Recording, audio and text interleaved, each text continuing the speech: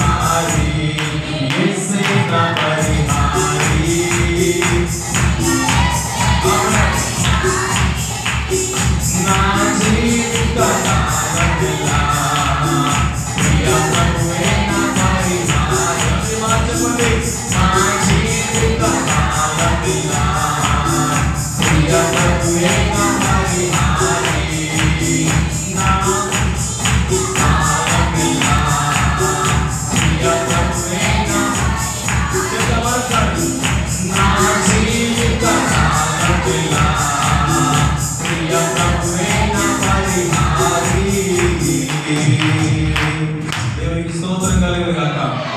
హల్లెలూయా, హల్లెలూయా.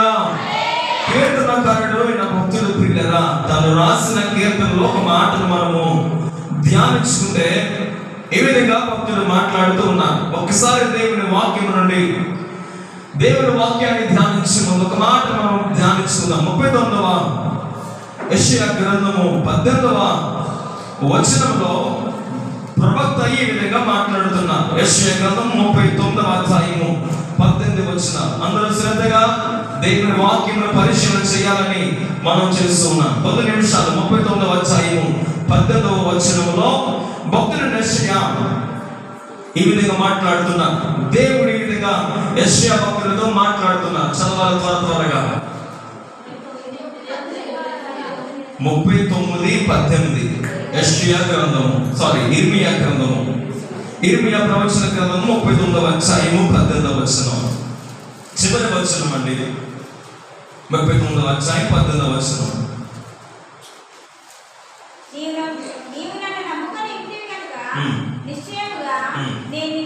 మరొక అదే మాట ఇంకా మంచిగా చదువుదామా? నీవు నన్ను నమ్ముకుంటేవి కనుక నిశ్చయముగా నేను నిన్ను తప్పించెదను. చదవా. నీవు నన్ను నమ్ముకుంటేవి కనుక నిశ్చయముగా నేను నిన్ను తప్పించెదను అని దేవుడు మాట్లాడుతున్నారు. దేవుడు తన ప్రజలైన వారితో ఒక దైవజనుల ద్వారా చెప్తున్న మాట ఏంటో తెలుసా? వారిని నేను తప్పిస్తాను అంటున్నారు. ఎందుకు? ఏ సమస్యలో, ఏ స్థితిగతుల్లో దేవుడు తప్పిస్తాను అంటూ ఉన్నారు? ఒకసారి వాక్యాన్ని మనం శ్రద్ధగా చదువుతున్నప్పుడు మనకు అర్థమయ్యే విధానంలో అనేక పర్యాయములు దేవుడు తన ప్రవక్తల ద్వారా గాని తన దాసుల ద్వారా గాని ఆయన పలికిన ఒక వాగ్దానం ఏంటంటే, నాకు మొరపెట్టుము, నేను నీకు ఉత్తరం ఇచ్చెదను అంటున్నాను. ఇక్కడ యెషయా భక్తుడు దేవుడు పలికిన మాట ఏంటో తెలుసా? నీవు ఎవరు నమ్ముకున్నావు? నన్ను నమ్ముకున్నావు కాబట్టి నేనేం చేస్తాను? నిన్ను తప్పిస్తాను అంటున్నాడు. హల్లెలూయా. మన దేవునికి ఉన్న ప్రధానమైన లక్ష్యం ఏంటంటే తప్పించే దేవుడు ఆయన. ఎవరండి ఆయన? ఎవరైతే ఇక పడిపోతున్నారు, ఇక ప్రమాదంలో చిక్కుకొని పోతున్నారు, ఇంకా చిట్టడు అడుగుకు వెళ్ళిపోయారనుకుంటారో అలాంటి వారి మీదకి వచ్చిన మరణాన్ని, సమస్యను, శోధనల దేవుడు తప్పించే దేవుడు. వాక్యములో కొద్ది వచనాలు, కొద్ది మాటలు దేవుడు ఏ ఏ స్థితుల నుండి మనల్ని తప్పిస్తారు, ఈ కుటుంబాన్ని బట్టి, ఈ స్తుతి కొడుకుని బట్టి మనం అర్థం చేసుకుంటే ఈ కుటుంబంలో ఉన్న దేవుడు అనేకమైన సమస్యలను కూడా మన దేవుడు తప్పించారు. ఈ రోజు ఒకవైపు అమ్మమ్మ, ఒకవైపు నాన్నమ్మ చప్పలు కూడా తెలిసి సంతోషంగా కూర్చున్నారంటే దేవుడు నచ్చిన కుటుంబ పక్షమున ఎంతో గొప్ప మేలు చేస్తారు. హల్లెలూయా. ఏదో ఒక శోధన, ఏదో ఒక కీడు, అయ్యో ఏమవుతుందో అని చాలా అధైర్యం, చాలా భయం, ఒక పక్కన వేదన, ఒక పక్కన దుఃఖం, ఒక పక్కన వాళ్ళ డాడీతో కాలేజ్ చేతున్నారు, ఒక పక్కన తల్లి బాధ, ఒక పక్కన కుటుంబం అంతా నలుగురు కూడా చాలా నలుగురులో ఉన్నారు. కానీ దేవుడు వాటి నుంచి వీరిని ఏం చేశారు? తప్పించారు. మొదటి వచనం చూస్తే కీర్తనలో 34వ కీర్తన 4వ వచనాన్ని మనం ధ్యానిస్తే 34వ కీర్తన 4వ వచనంలో ఈ విధంగా రాయబడి ఉంది. అమ్మ చదవమ్మా. నేను యెహోవా యొద్ద విచారణ చేయగా ఆయన నాకు ఉత్తరం ఇచ్చెను, నాకు కలిగిన భయములన్నిటిలో నుండి ఆయన నన్ను తప్పించను. గట్టిగా స్తోత్రం చెప్తామా? హల్లెలూయా. ఏం చేశాడంటే భక్తుడు దేవుని యొక్క విచారణ చేశాడు. ఏంటో విచారణ? అయ్యా నాకు ధైర్యం సరిపోవడం లేదు, చాలా భయంగా ఉంది, ఏమవుతుందో తెలియదు అయ్యా. శత్రువులు తరుగుతున్నారు, ఆపద తరుగుతుంది, నా వేదన తరుగుతుంది. భయము కాదు, భయములు అంటారు. భయములన్నిటి నుండి దేవుని యొక్క విచారణ చేసి దేవుడు ఏం చేశాడు? తప్పించెను అని ఉంది అక్కడ. హల్లెలూయా. మొదటి మాట, దేవుడు వేటిని తప్పిస్తారైనా భయము నుండి, చెప్పాలి, భయము నుండి తప్పిస్తారా తప్పించారా? తప్పించారు. ఎవరిని? ఈ కుటుంబాన్ని. హల్లెలూయా, హల్లెలూయా. అందుకే ఈ రోజు దేవుడికి ఏం చేస్తారని నాకు చాలా సంతోషంగా ఉంది. ఎందుకంటే చాలా మంది గొడవలు పెట్టుకుంటారు, కానీ ఒక అమ్మ మాత్రమే కూర్చుంటుంది, అవి కూడా రాడెక్కడికి. ఈ రోజు 20 మంది కుటుంబీకులు దేవుడు చాలా సంతోషపడతారు ఈ కుటుంబాన్ని బట్టి. హల్లెలూయా, హల్లెలూయా.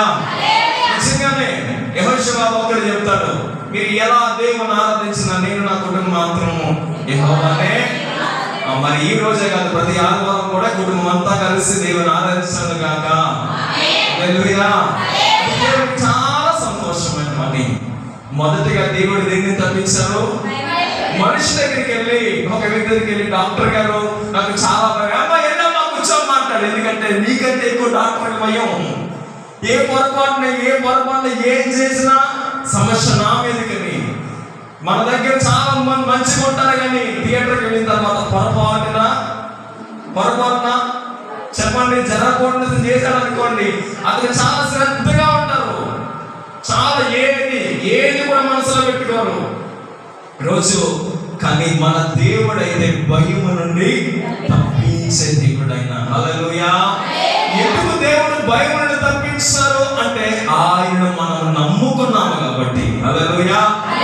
ఈరోజు ఒక డాక్టర్ దగ్గరికి వెళ్తాం, కానీ మన నమ్మకం ఏంటి తెలుసా? దేవా, నీవు డాక్టర్లో ఉంటే ఖచ్చితంగా నువ్వు ఏదైనా సాధ్యం ప్రభా అనే ధైర్యం మనం భయము నుండి బయటికి రాగలిగినట్లుగా చేస్తుంది.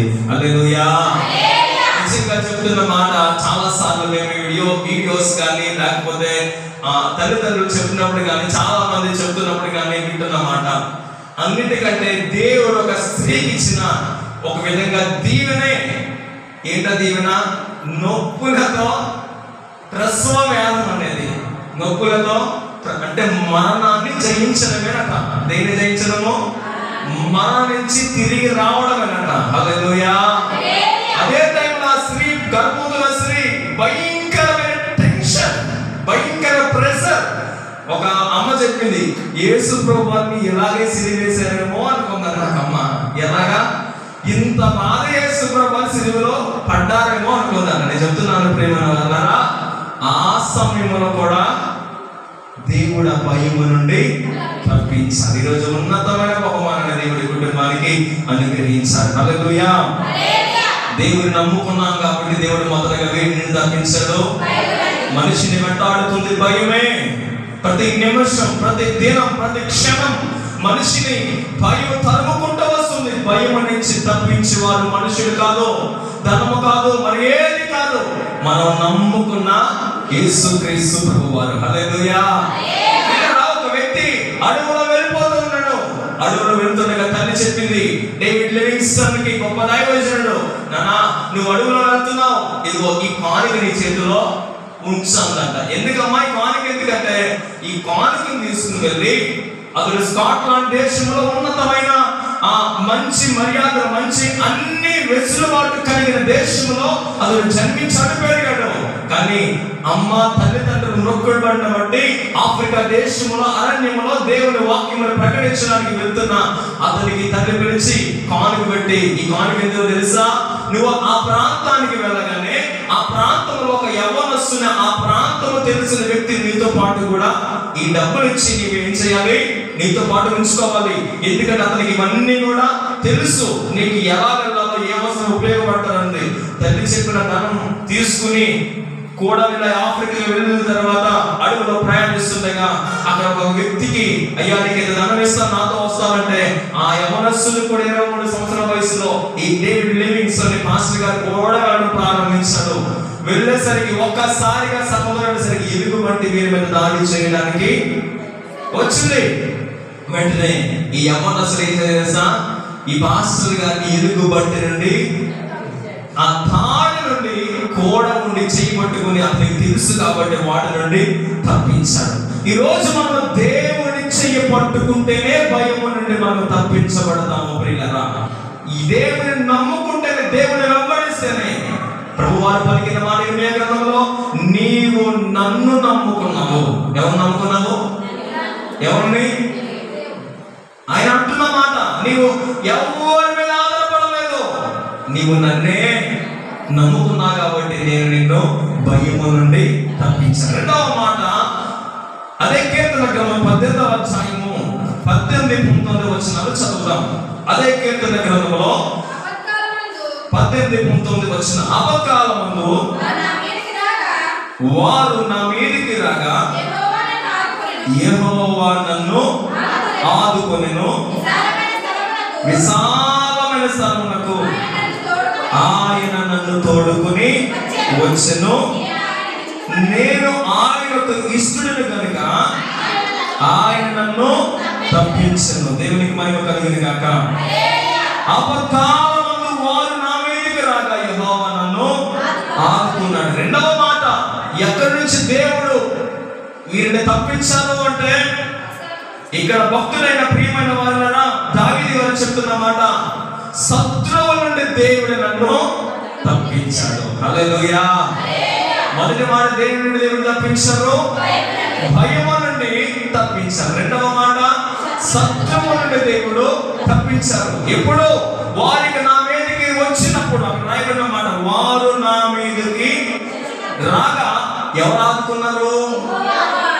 అక్కడ ఆయన చెప్తున్న మాట, యెహోవా నన్ను ఆదుకున్నారు.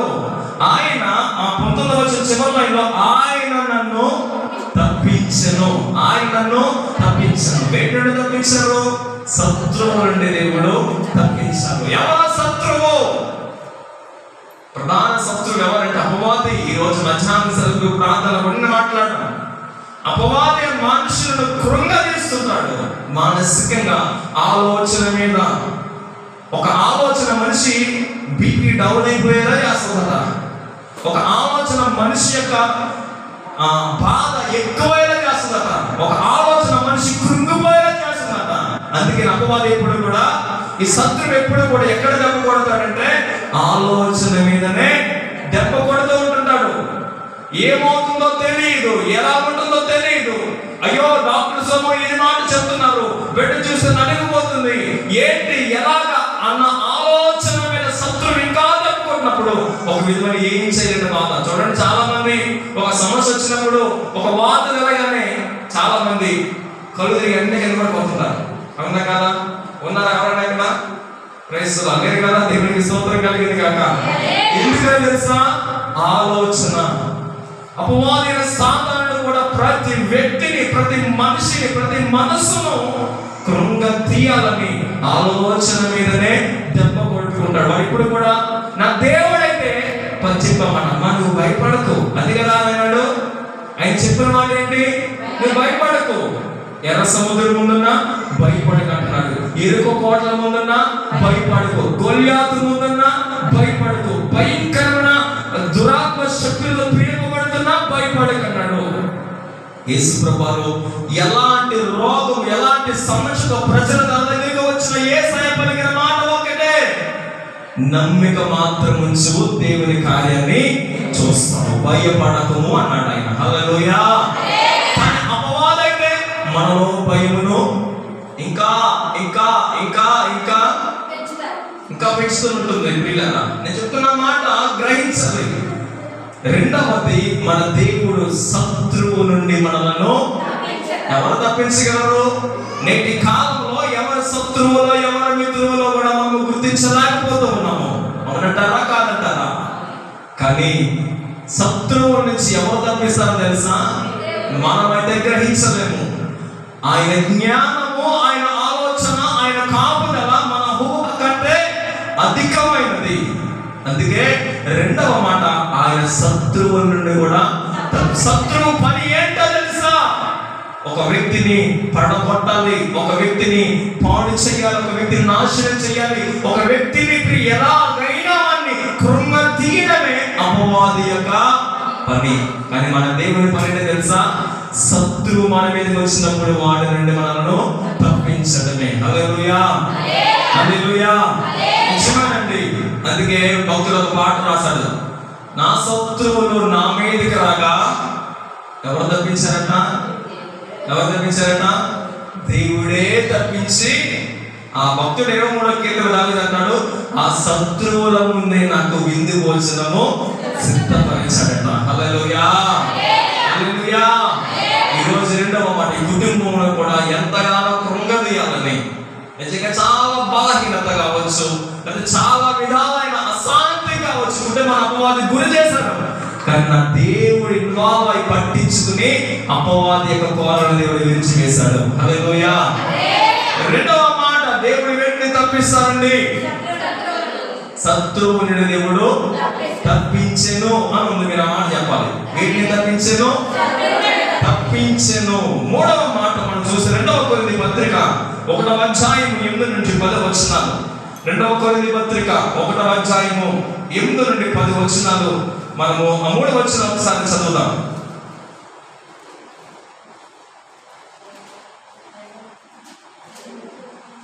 1వ అధ్యాయము 2వ కొరింథీ పత్రిక. సహోదరులారా, ఆసియాలో మాకు తటస్థించిన శ్రమను గురించి మీకు తెలియకుండా మాకు ఇష్టం లేదు. అదేదనగా మేము బ్రతుకుదమని నమ్మకము లేక ఉండునట్లుగా మా శక్తికి మించిన అత్యధిక భారం వలన కృంగిపోతుంది. మరియు మృతులను లేపు దేవుని యందే గాని మా యందే మేము నమ్మిక ఇచ్చినట్లు మరణమగుదమని నిశ్చయముగా మా మట్టుకు మాకు కలిగి ఉండెను. ఆయన అట్టి గొప్ప మరణము నుండి మమ్మను తప్పించెను. దేవునికి స్తోత్రం కలిగింది గాక. అపోస్తలుడైన పౌలు గారు గొప్ప దైవజనుడు. ఆయన అనేక మంది ఆయన మాటల ద్వారా, ఆయన వస్త్రముల ద్వారా, ఆయన ప్రార్థన ద్వారా అనేక మంది బాగుపరచబడ్డారు. అలాంటి దైవజనుడైన పౌలు గారు కొరింథీ సంఘముతో చెప్తున్న మాట ఏంటి తెలుసా? దేవుడు మరణము నుండి మమ్మను, మా ఇంటి మాకే నమ్మకం కలగలేదు, మేము బ్రతుకుదామన్న నమ్మకం కూడా పోయింది. కానీ దేవుడైతే మమ్మల్ని ఏం చేశాడు? మరణము నుండి తప్పించాడు. నిజమే ప్రియమైన వాళ్ళారా, మనిషికి ఒక అనారోగ్యం అది చిన్నదే కావచ్చు, అది పెరిగి పెరిగి పెరిగి పెరిగి ఎక్కడ దారితీస్తుందంటే మరణానికి దారితీస్తుంటది. చాలాసార్లు మనం చూస్తుంటాం, మనిషిని కృంగదీస్తుంటది. 3వ మాట మనం విన్నాం, దేవుడు మరణము నుండి తప్పించే దేవుడు ఆయన. ఒంగోలులో ఒక ప్రాంతంలో ప్రియులరా 1875 సంవత్సరం జూలై 3వ తారీఖున ఒక గొప్ప అద్భుతం జరిగింది. అంతకు ముందు ఒక 30 సంవత్సరాల క్రితము ఒక విదేశం నుండి ఒక దొరగారు, క్లవ్ బంకింగ్ అనే ఒక దొరగారు ఒంగోలు ప్రాంతంలో నివాసం చేసుకుని అక్కడ ఉన్న ఒక నది తీరం, గుండ్లకమ్మ ఒక నది తీరం ఉంది అక్కడ. ఆ ప్రాంతంలో పరిచయం చేస్తుంటే చాలా మంది రాళ్ళతో కొట్టి ఈయన చంపడానికి ప్రయత్నం చేస్తే, ఒకరోజు ఇంకా ఈ ప్రాంతం వదిలేసి వెళ్ళిపోతాను, నా బిడ్డలకు నా కుటుంబానికి నా ప్రాణం దొక్కుతుంది నిర్ణయించుకున్నప్పుడు దేవుడు ఆ రాత్రి ఆయనతో మాట్లాడుతున్నాడు. మిస్టర్ క్లవ్ దైవజనుడు, ఎందుకు నువ్వు ఇక్కడ వచ్చావు? ఇన్ని సంవత్సరాలు ఇక్కడ పరిచయం చేస్తావు, నా కోసమే కదా. ఈ ప్రజలు నువ్వు వెళ్ళిపోతే మీరు ఎలా రక్షింపబడతారు? మీరు ఎలా తప్పించబడతారు? అక్కడ చెడు ఉగ్రత, ఆ మరణకరమైన ఉగ్రత నుంచి, నరకం నుంచి ఎలా తప్పించబడతారు? నీవు నిలబడు, నేను నీతో ఉన్నానని దేవుడు రాత్రి తనతో మాట్లాడాడు. హల్లెలూయా. ఆ రాత్రి బలపరచబడ్డాడు. మనిషి మాట కంటే దేవుని మాట మనకు చాలా బలపరుస్తుంది. ఆమె చెప్తామా పిల్లరా? ఆ రాత్రి దైవజనుడు, ఆ క్లవ్ బంకింగ్ అనే దైవజనుడు ఏడుస్తూ ప్రార్థించిన, ప్రభా నా ప్రాణం పోయినా సరే నేను ఈ స్థలాన్ని విడిచి వెళ్ళను, ఈ నదీ తీరంలోనే నేను తప్పక నేను ఉంటాను, వెల్లంపల్లి అనే ప్రాంతం అది అని అక్కడే తన నివాసం స్థిరపరుచుకుని ఆ ప్రజల మధ్యలో ఉంటూ ఉన్నాడు. ఆ రాత్రి దేవుడు మాట్లాడుతున్నాడు, అతను ఇదిగో నువ్వేం చేయాలి తెలుసా, ఇక్కడ పెద్ద నది ఉంది కదా, ఏ నది తీరం అని చెప్పాను నేను. అమ్మా నేను ఎంత చెప్పాను కదా, ఏ నది తీరం అది? గుండ్లకమ్మ నది తీరం. అంటే మీరు ఇప్పుడు చెక్ చేస్తున్నా అక్కడ ఆ ప్రాంతం ఉందని అర్థం. దేవుని కార్యాలు కంటికి కట్టినట్లుగా ఆ ప్రూఫ్ రుజువులు ఇప్పటికీ ఉంటుంటాయి. చాలా మంది దేవుడు చేసిన పనులు నమ్మంటారా బాబు అంటే నమ్మరు. దేవుడు అద్భుతం చేశాడంటే మీ దేవుడేంటి, ఏ దేవుడైనా చేస్తాడు, ఈ దేవుడు ఇదేనంటే అంటారు. అంటారు, కానీ జీవము గల దేవుడు యేసు ప్రభు వారు చేసిన కార్యాలు మాత్రము మనిషి మతిపోయేలాగా ఉంటాయి. హల్లెలూయా. ప్రాంతంలో దైవజనుడితో దేవుడు రాత్రి మాట్లాడుతున్నాడు, ఇదిగో నువ్వు బాధపడుతున్నావు కదా, అవును ప్రభు అయింది 30 సంవత్సరాలు అయింది కానీ 10 మంది కూడా ఇక్కడ లేరు అంటే రాత్రి దేవుడు అంటాడు, అర్జెంటుగా బాప్తిసం ఇవ్వడానికి నువ్వు కష్టపడేంతగా జనాలు రాబోతున్నారు. ఈ నదిలోకి దిగి బాప్తిసం ఇవ్వడము నీ వల్ల కాదు, కాబట్టి ఈ పెద్ద నది నుండి పక్కన ఒక కాలువ నువ్వు తవ్వించని చెప్పాడంట. ఏమన్నాడు ఆయన?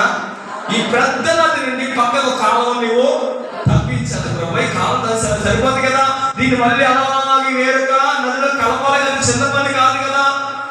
నేను నీకు ఆత్మను అప్పగించబోతున్నాను, ఈ కాలువను తప్పిస్తే ఆ కాలువని బాప్తిసం, ఎందుకంటే ఇందులో బాప్తిసం ఇవ్వడానికి నీకు వీలు పడదు. ప్రభా ఇదేంటి ప్రభు, ఇది ఎలా సాధ్యం ప్రభు? ఇప్పుడు చూస్తే 10 మంది కూడా లేరు ప్రభు అంటే నేను చెప్పించేయండి ప్రభు, నేను ఒక్కనే అంతమంది బాప్తిసం ఇవ్వగలనా? అది నీ ఇష్టం. ఒకరిని ఇవ్వలేకపోతే ఇంకొక 6 మనుషులు నీతో పాటు 7 నీకు సిద్ధపరచండి దేవుడు చెప్తే అతనికి ఆ రాత్రి అర్థమైంది, దేవుడు మాట్లాడిన మాట తప్పకుండా జరుగుతుంది. హల్లెలూయా. 7 రోజులు కష్టపడి కొంతమంది 6 వెంటాడి దైవజనుల దగ్గర పెట్టుకుని దేవుడు చేసిన దర్శనం చెప్తే వారు కూడా నమ్మలేదు. హల్లెలూయా.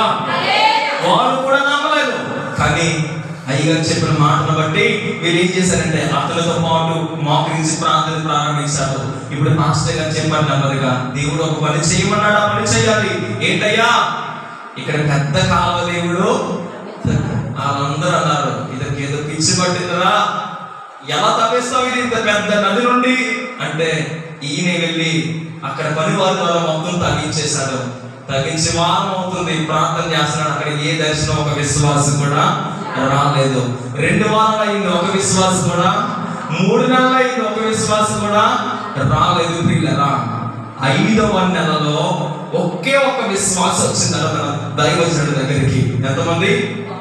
ఒక విశ్వాసం వచ్చింది. అయ్యా మా గ్రామంలో మా కుటుంబం భయంకరమైన శాపముతో ఉన్నాం, భయంకరమైన పాపం నిండిపోయి ఉన్నాం. అమ్మ ఏమైందంటే నా కుమారుడు మంచం పట్టి ఉన్నాడయ్యా, కనుపుతో ఉన్నాడయ్యా, ఒక్కడే కొడుకు. ఇప్పుడు అసలు చనిపోతే మా ఆస్తి అంతా గల్లంత అయిపోతాయ్యా. ఇప్పుడు మా కుటుంబం అంతా గల్లంత అయిపోతాయ్యా. ఎలాగే నా కొడుకు ఎన్నో హాస్పిటల్ తిప్పాం కానీ ఎక్కడా ప్రయోజనం లేదు, ఎక్కడా అతనికి ప్రయోజనం దొరకలేదు. కానీ ఇక్కడ ఒక పాస్టర్ గారు ఉంటారు, ఆయన ప్రార్థన చేస్తే ఏదైనా జరుగుతుందని మేము విన్నాము, దయచేసి మీరు రాగలిగితే ప్రార్థన చాలా సంతోషం అని చెప్పారు. అమ్మ ఎంతకాలం అయింది కుమారుడు మంచం పట్టి అంటే ఇంచుమించు 2 సంవత్సరాల పైన అవుతుంది. ఆయన అడిగిన ప్రశ్న, నేను వచ్చి ప్రార్థన చేస్తాను, మీరు దేవుడు అద్భుతం చేయగలని నమ్ముతున్నారా? మాకు నమ్మకం ఉంది, మీరు నమ్మిన దేవుడు గొప్పవాడని. వెంటనే దైవజనుడు వెళ్ళాడు.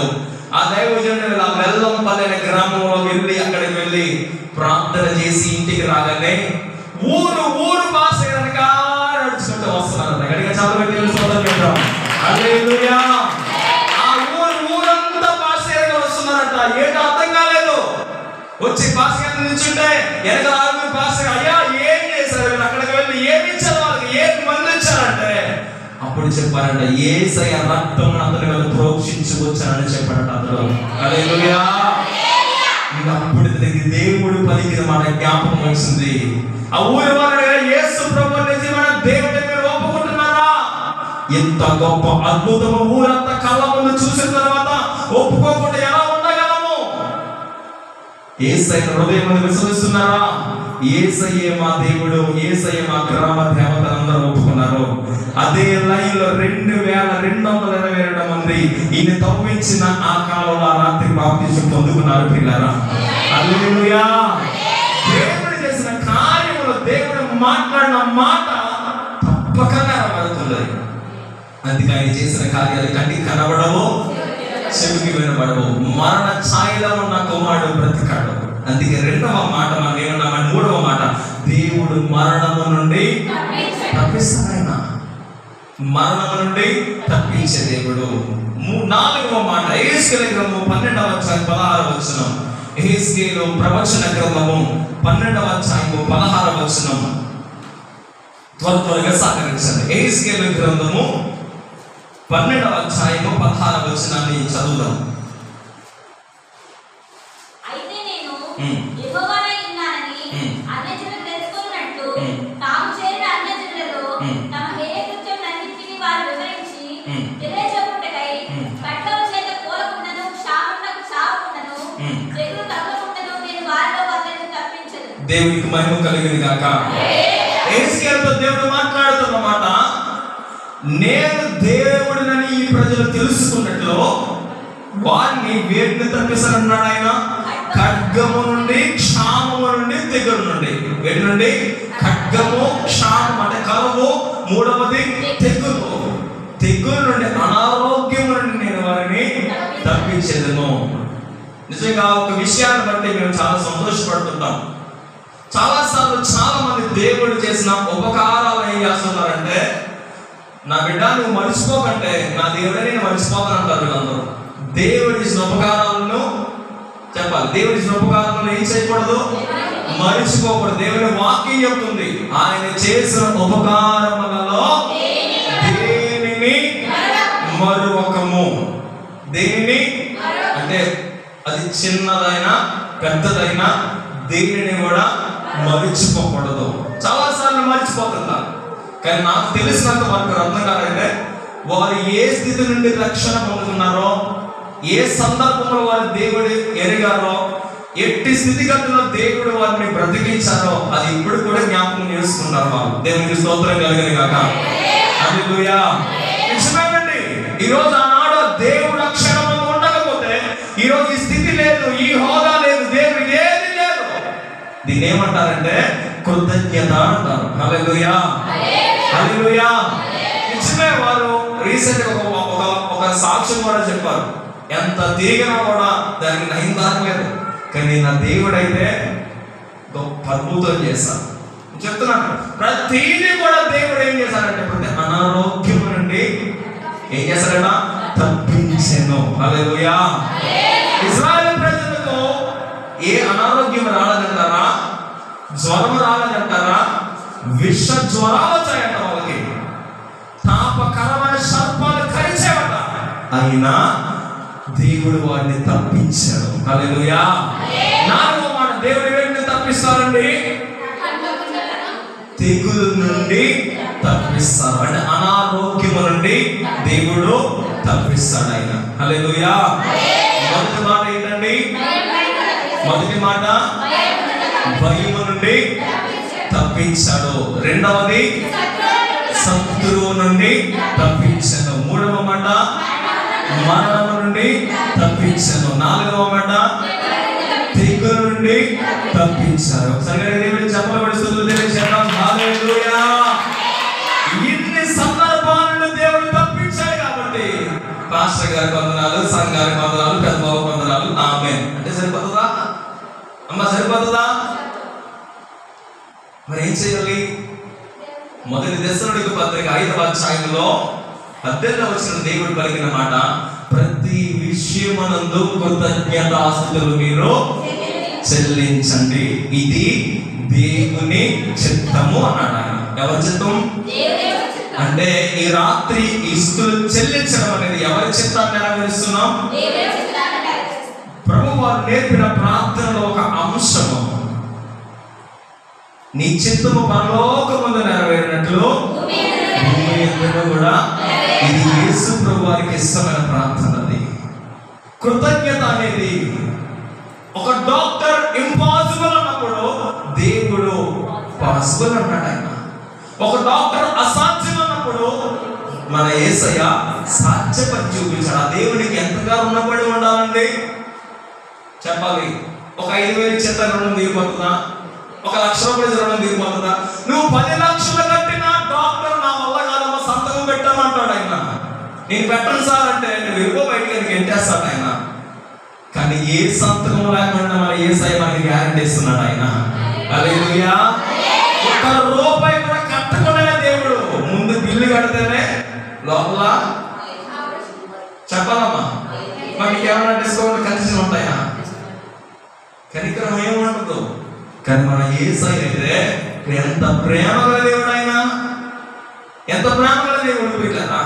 దేవుడు మనం మాట్లాడుకునే ఎంతవరకు కూడా మొదటిది భయము నుండి, శత్రువు నుండి, మరణం నుండి, తెగుల నుండి మనల్ని ఏం చేశాడు?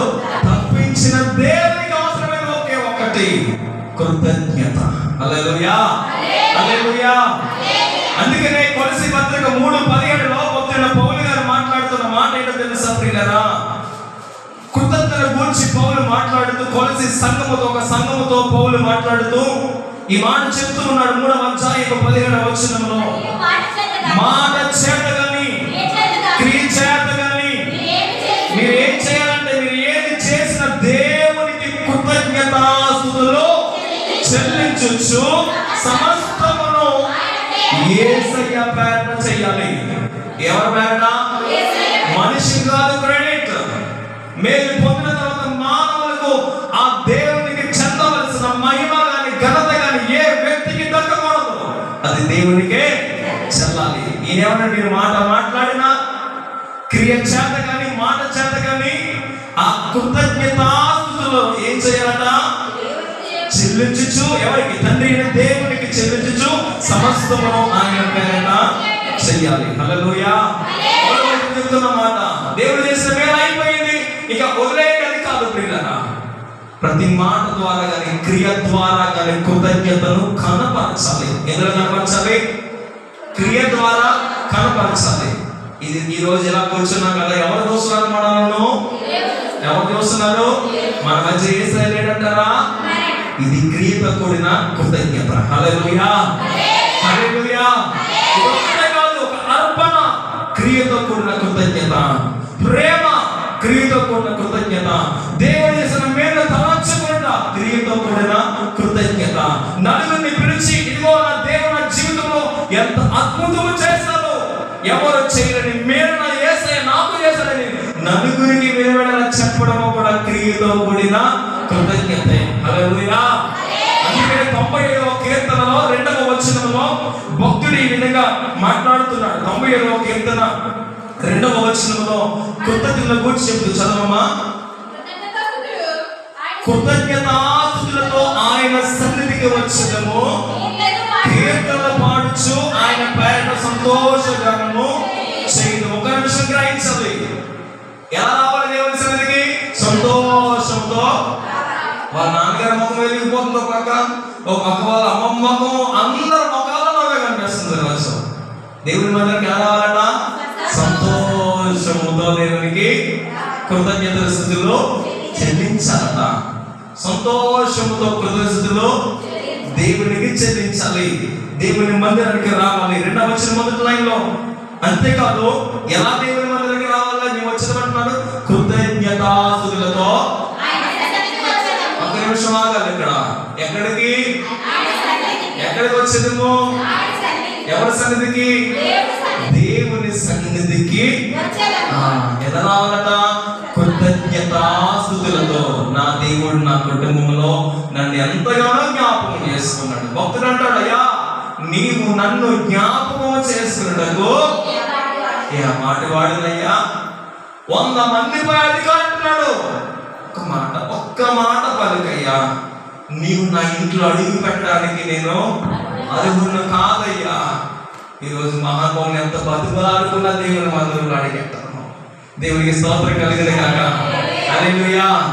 దేవుని కృప, దేవుని కనికరము, దేవుని సహాయం లేకుండా మానవుడు ఎక్కడికి వెళ్ళినా, ఎంత దూరం వెళ్ళినా అతని ప్రయత్నాలు సఫలం అవ్వవండి. అందుకనే ఇక్కడ అంటున్నాడు, కృతజ్ఞతాస్తుతులతో మేము నీ సన్నిధికి. అందుకనే ఈ రోజు కూడా మందిరంలో పెట్టుకున్నాడు. దేవునికి మహిమ కలిగిన కాక. హల్లెలూయా, హల్లెలూయా. 100వ కీర్తన 1వ వచనంలో భక్తుడు అంటున్నాడు, యెహోవాను స్తుతించుట మంచిది, ఆయన్ని ఘనపరచుట మంచిది. ఇలా చెప్పుకుంటూ చాలా వచనాలు ఉన్నాయి.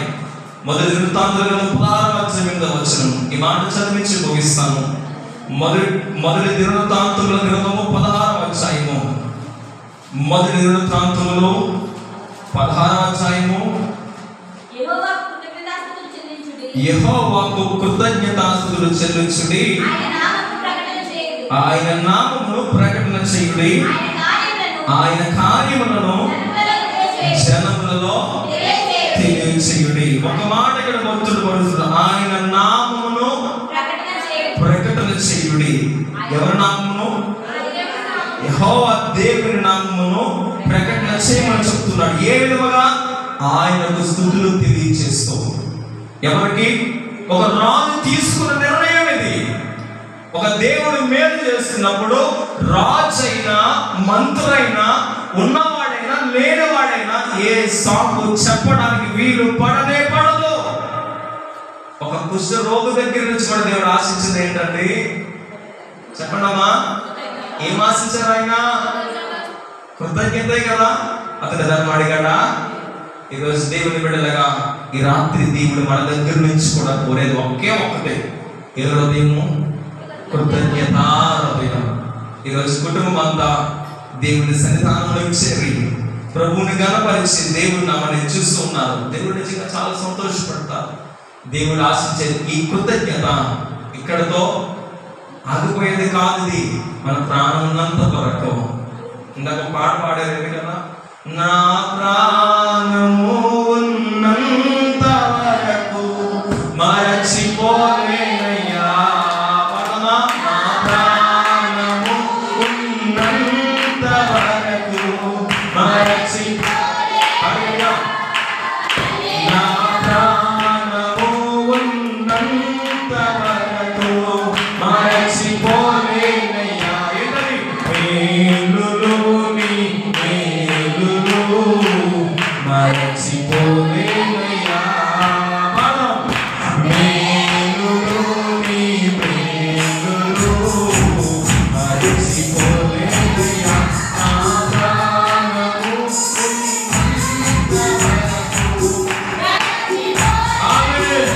నా ప్రాణము ఉన్నంత వరకు విరచిపోలేను. హల్లెలూయా, హల్లెలూయా, యేసయ్యా, యేసయ్యా, హల్లెలూయా, యేసయ్యా, హల్లెలూయా,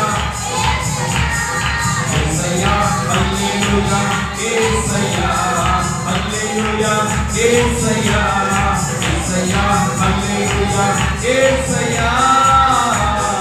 మేలులోని మేలులు మరచిపోలేనయ్యా. మేలులోని మేలులు మరచిపోలేనయ్యా. దేవునికి మహిమ కలుగును గాక. హల్లెలూయా. దేవుని భక్తులుగా మనం ఒక విషయం గమనించాలి. మన సంతోషము, మన క్షేమము, మన ఆరోగ్యం అంతా ఎవరి చేతిలో ఉందో తెలుసా? దేవుని చేతిలో ఉంది. దేవుడు ఇచ్చిన ఫలము, గర్భఫలం అనేది దేవుడు చేసిన ఉన్నతమైన మేలు.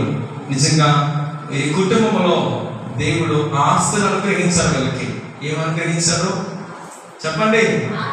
కాదనడు చూస్తారు ఏంటండి?